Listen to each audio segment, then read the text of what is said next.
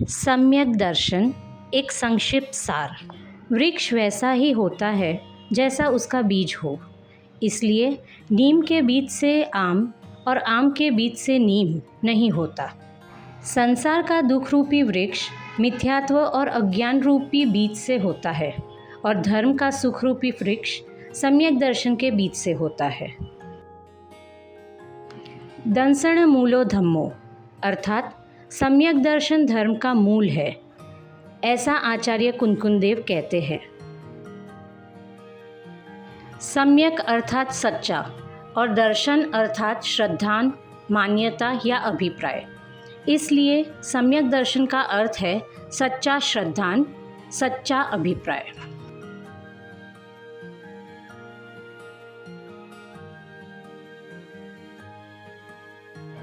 यहाँ संसार की बातों या पदार्थों को सही समझने की बात नहीं है, बल्कि आत्मा के सुख के लिए ज़रूरी तत्वों को सही समझने की बात है।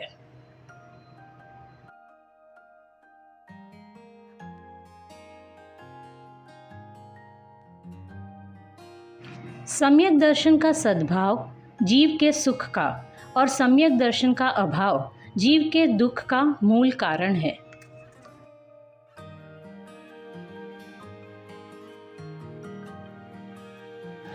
प्रत्येक जीव सुखी होना चाहता है, इसलिए सुख चाहने वाले जीव के लिए सम्यक दर्शन जरूरी ही नहीं बल्कि अनिवार्य है।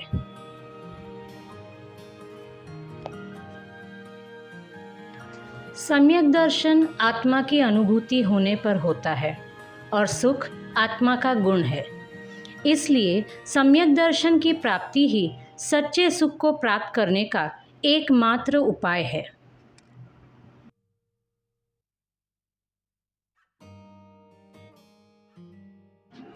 सम्यक दर्शन बिना एक मिथ्या दृष्टि जीव को सावधानी से किए जाने वाले कार्य में भी अनंतानुबंधी कर्म बंधन निरंतर होता रहता है, जबकि एक सम्यक दृष्टि जीव के भोग भोगने में भी अपने सम्यक अभिप्राय के कारण निर्जरा होती है। जैसे किसी गांव में 10 वर्षों से हो रहे रामलीला के नाटक में सीता का किरदार निभाने वाला राजू नाम का लड़का है।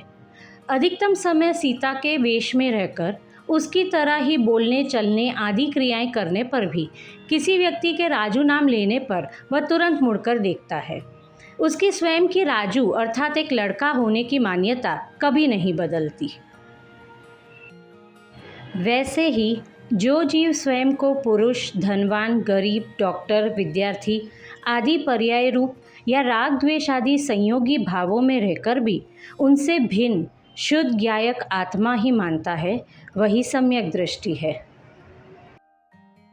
सच्चा धर्म आत्मानुभूति है और आत्मानुभूति होने पर सम्यक दर्शन होता है। इसलिए सम्यक दर्शन से ही वास्तविक धर्म का प्रारंभ होता है। जैसे कोई बालक जन्मता एक बार में है, लेकिन बड़ा धीरे धीरे क्रम से होता है, वैसे ही जीव का श्रद्धा गुण मिथ्या से सम्यक एक बार में होता है, लेकिन चारित्र गुण की निर्मलता का विकास क्रम से होता है। प्रश्न यह है कि सम्यक दर्शन होने का कारण क्या है? कर्म का उदय, संयोग या उपादान? कर्म का उदय सम्यक्त्व में नहीं बल्कि स्वभाव की अनुभूति के अभाव में अर्थात मिथ्यात्व में कारण बनता है।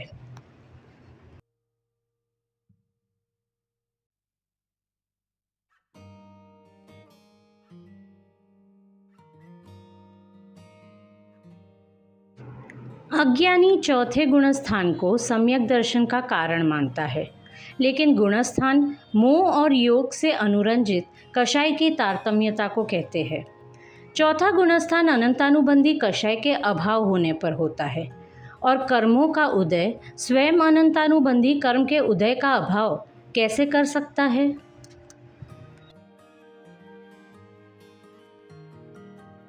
सम्यक दर्शन आत्मा का स्वभाव है और स्वभाव वही होता है जो निमित्त की अपेक्षा बिना हो।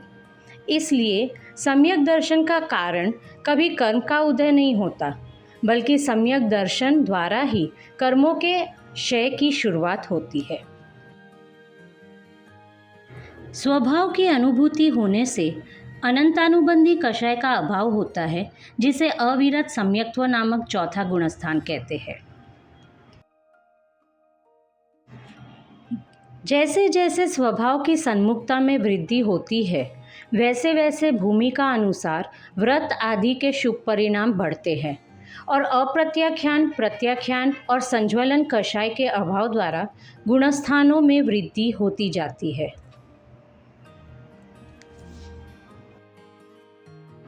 संयोग जैसे कि परिवेश, आजीविका, सामाजिक व्यवस्था, लौकिक प्रथाएं आदि समय के साथ बदलते हैं, परंतु सम्यक श्रद्धान इन पर निर्भर नहीं करता है, क्योंकि पदार्थ और संयोग बदलते हैं, लेकिन ज्ञानी की उन्हें भिन्न जानने की दृष्टि नहीं बदलती। जैसे मारीची को अनुकूल संयोग भी सम्यक दर्शन नहीं करवा सके और सिंह की पर्याय में प्रतिकूल संयोगों में भी वह जीव सम्यक दर्शन को प्राप्त कर लेता है, इसलिए सम्यक दर्शन का कारण संयोग भी नहीं है। उपादान सम्यक दर्शन अर्थात आत्मा की अनुभूति। आत्मा ज्ञायक स्वभावी है, जो मात्र जानता देखता है। जो जीव अपने ज्ञायक आत्मा को ज्ञायक ही जानता है, मानता है और ज्ञायक अनुभव करता है, उसे सम्यक दर्शन प्राप्त होता है। सम्यक दृष्टि का अपने आत्मा में अपनत्व का और अन्य सभी अर्थात परिवार आदि सचित पदार्थ, घर गाड़ी आदि अचित पदार्थ तथा गांव देश आदि मिश्र पदार्थों में अन्यत्व का श्रद्धान किसी श्राप या अनुग्रह की देन नहीं, बल्कि उसकी उपादान की दृष्टि है। ज्ञानी अपनी असमान जाति पर्याय को निमित्त से होने वाली अवस्था अर्थात नैमित्तिक मानता है, जबकि उसका सम्यक्त्व नैमित्तिक नहीं बल्कि स्वभाव से होने के कारण स्वाभाविक अर्थात नैसर्गिक है।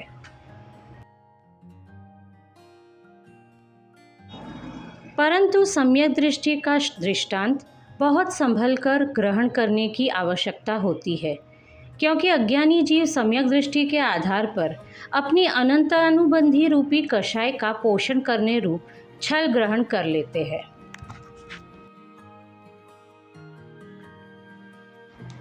बाहर में सम्यक दृष्टि के विकार दिखाई देते हैं, लेकिन सम्यक दृष्टि की अंतरंग परिणति और पुरुषार्थ नहीं दिखाई देते। इस बात को कुछ उदाहरण से समझते हैं।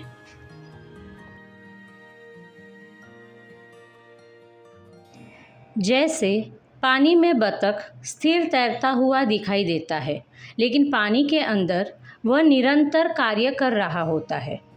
पानी के ऊपर बतख की स्थिरता है और पानी के नीचे बतख का पुरुषार्थ है। बतख को मात्र ऊपर से देखकर अगर कोई पानी में स्थिर बैठने की कोशिश करे तो डूब जाएगा। वैसे ही सम्यक दृष्टि के बाहर दिखने वाले विकार तो उसके मन, वचन, काय की परिणति है, जो चारित्र का दोष है, लेकिन उसके अंतरंग में तत्वज्ञान के आधार पर निरंतर चलने वाला भेद ज्ञान उसका पुरुषार्थ है।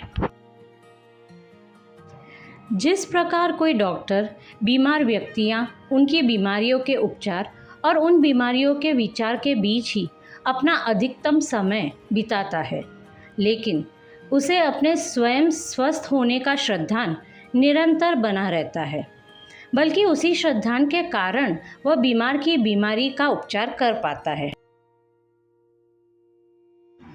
उसी प्रकार गृहस्थ ज्ञानी जीव शुभाशुभ भावों, विकल्प, विचार और प्रवृत्तियों के बीच ही अपना अधिकतम समय बिताता है, लेकिन उसे अपने स्वयं के मात्र ज्ञायक होने का श्रद्धान निरंतर बना रहता है, बल्कि ज्ञायक में श्रद्धान निरंतर रहने से वह सभी कर्मों का अभाव कर पाता है। कोई शुभाशुभ भाव जीव को सम्यक दृष्टि नहीं बनाता और कोई अशुभ भाव जीव का सम्यक दर्शन नहीं रोक पाता।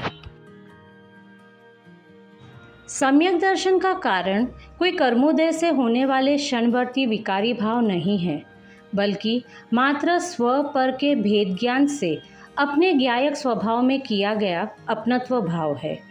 इसलिए जीव अज्ञानी भी अपनी योग्यता से है और ज्ञानी भी अपनी योग्यता से होता है। तीर्थंकरों की दिव्य ध्वनि, आचार्यों के समयसार आदि ग्रंथ, गुरुदेव जैसे ज्ञानियों के उपदेश में इसी उपादान कारण को पहचान कर इस संसार के चक्रव्यूह से बाहर निकलने का रहस्य प्रकट किया गया है। जय जिनेंद्र।